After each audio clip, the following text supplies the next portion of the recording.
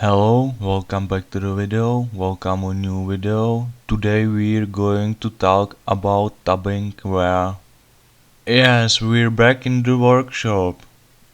Last episode was about buying and today we're going to look at that.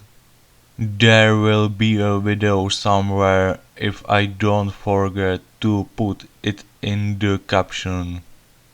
After this we make as well jump right in something else. Maybe we could look into designing a panel or a drawing.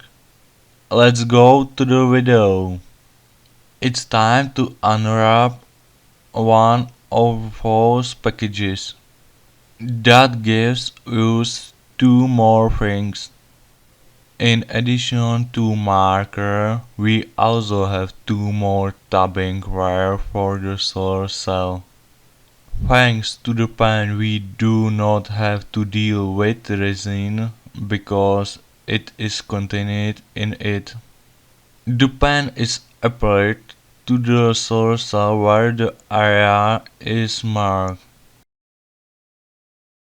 Thank you for your attention, thank you to my subscribers, that's all. Goodbye.